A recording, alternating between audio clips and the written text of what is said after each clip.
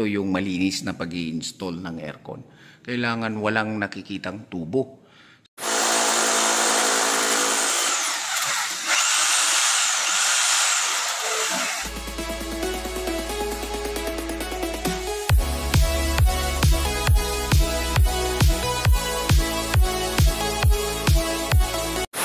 Okay, so good morning or good day sa lahat.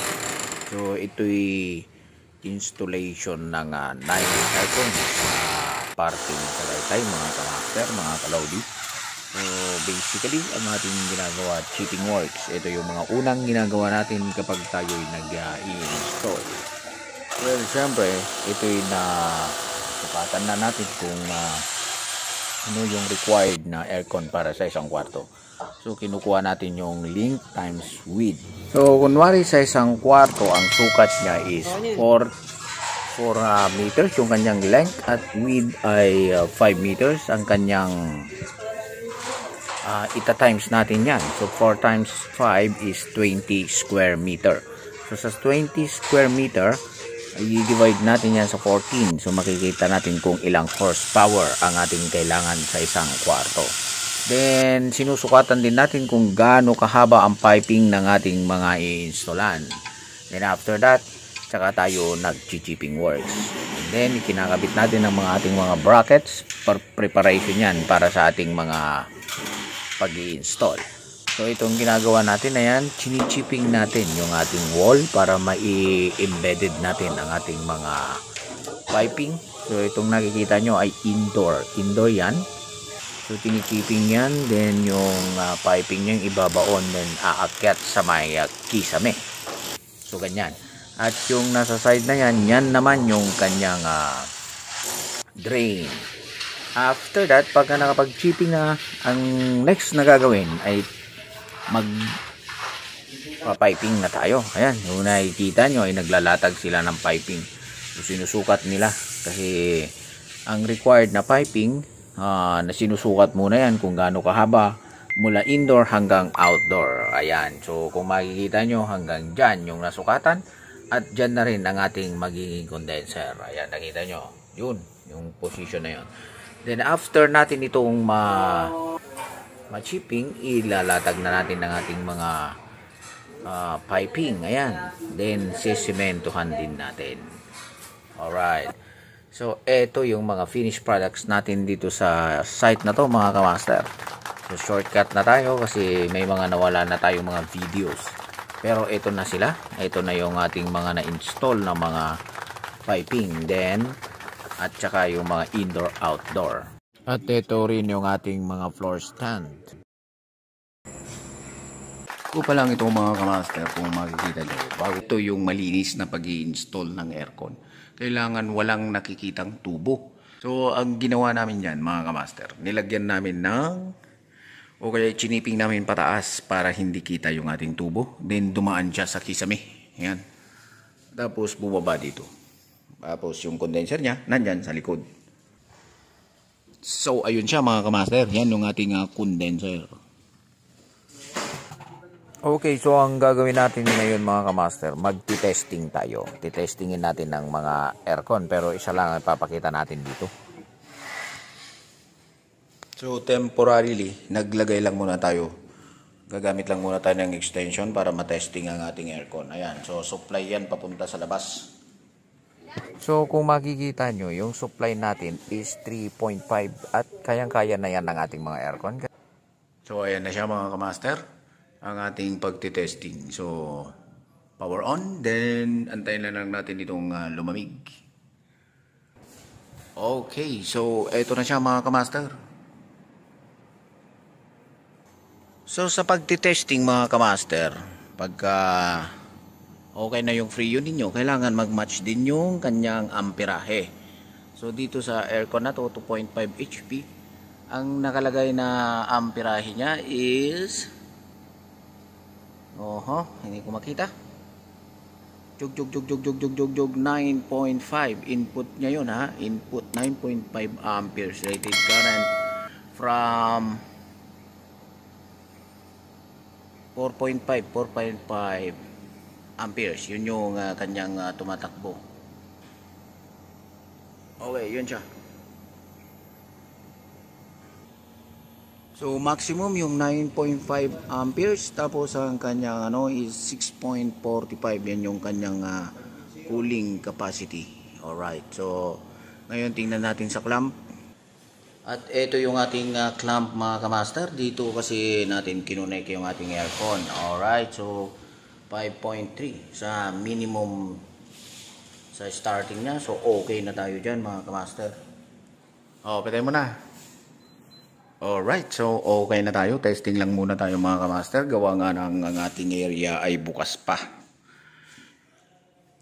So binunot lang natin dito kasi nga testing nga lang mga kamaster. So sa mga aircon na ganito, mga 6.5 yung kanyang amperahe, ang starting talaga niyan nasa 5 point something. So tama lang yan mga kamaster. Pag uminit na yung compressor at saka yung aabot sa ating 6.4. At dapat nasa 150 to 170 PSI ang kanyang pressure. Alright. So sa ngayon, testing lang muna tayo kung working ang ating unit kasi hindi tayo makapagpalamig gawa ng open ng ating area. So testing lang to mga kamaster. So ayan, tinanggal na rin natin yung ating temporary power supply. Okay, so ayan na nga, kailangan ibalik natin ang ating power supply, ang cover at lahat ng mga accessories para for safety reasons. So sa ganitong inverter, ang mga power supply natin, kailangan nag-start tayo dyan sa 3.5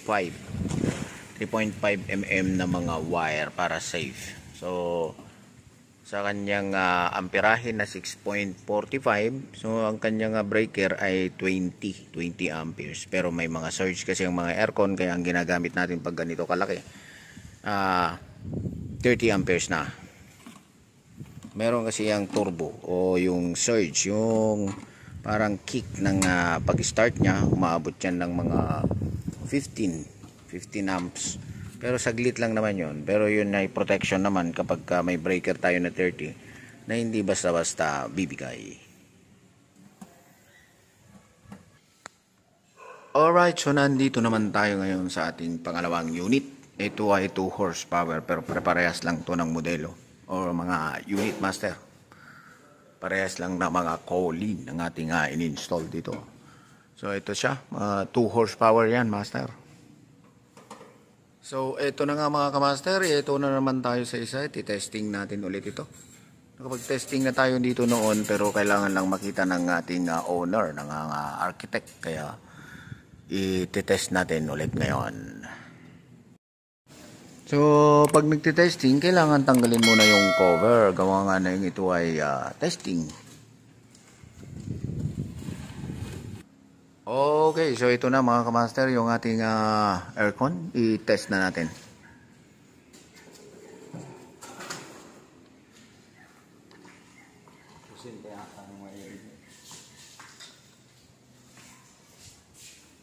Oh, wala pa pala. So temporary testing lang tayo, kaya ang ginagawa natin, sinasaksak lang muna natin sa temporary extension. Hindi tumunog. Wala ang power.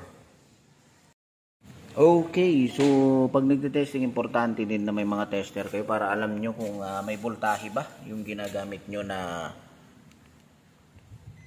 extension. Ayan, so meron na tayo. Okay na. Alright, so hindi lang napindot ng maayos pero okay na yung ating aircon. So nandito kasi tayo sa Tagaytay mga kamaster. O kung nakita nyo, nasa upper land na tayo. Ayan yung Maynila oh. Oh, kitang kita dito. Pero hindi kaya ng resolution yata ng ating cellphone. Okay, so tumakbo na mga kamaster.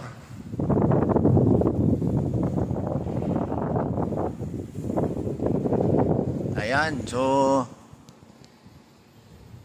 ayos na.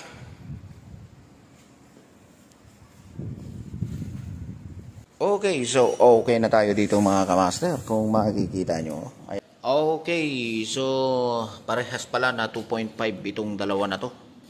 Yung katulad nung isa doon na tinest natin sa kabila. So parehas na 2.5 to mga kamaster. Yung dalawa pala doon sa kwartong. So eto na nga mga kamaster, tumulo na yung ating aircon sa pader. So yun yung ating ida-downspout pa natin yan. Oh. Ayan. Kukunik pa sa downspout. So dumiretso yan papunta doon, galing doon. So balik na naman natin mga kamaster ito.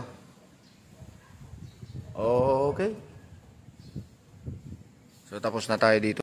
Okay, kung mapapansin nyo mga kamaster, ang gamit nating remote, iisa lang sa mga unit na yan. Kung tutuusin mo, pare-parehas lang ang remote na mga yan from 1 HP hanggang 2.5 HP sa parehas na model. Nagbabase lang yan sa number. 1.0, 2.5, 1.5, 2.0, pare-parehas lang, basta parehas lang yung model. Nagbabase lang sa horsepower. Okay, so citrus ang model na to. So lahat yan citrus ng Colin.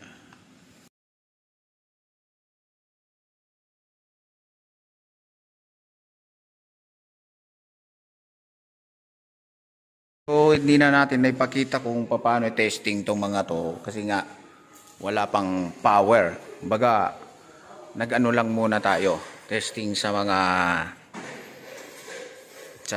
extension. So, para ma-avoid na magkaroon tayo ng problema kasi malalaki ng aircon to, sa final testing na lang. Pero okay na to mga to, master.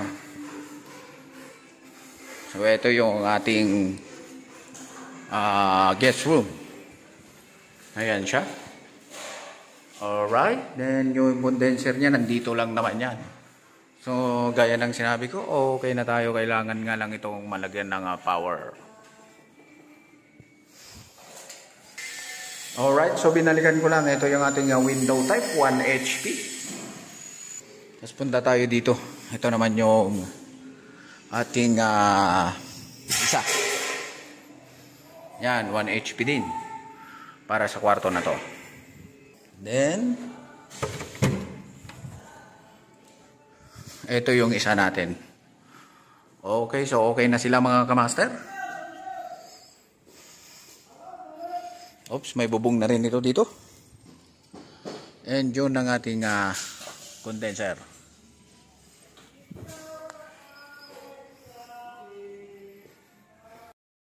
So, tapos na tayo dito mga kamaster.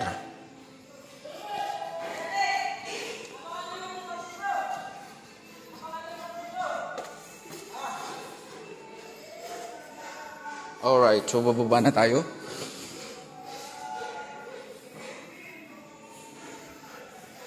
Ito naman yung guest room. May pool pa nga rito, master. Ayan o. Oh, di ba?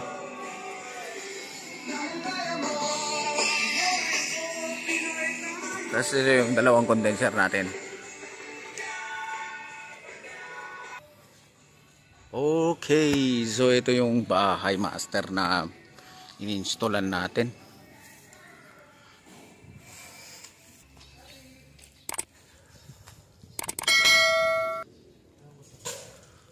Oh, yan siya mga kamaster, ang bahay na yan. Oh, di ba napakagandang bahay, ang laki-laki.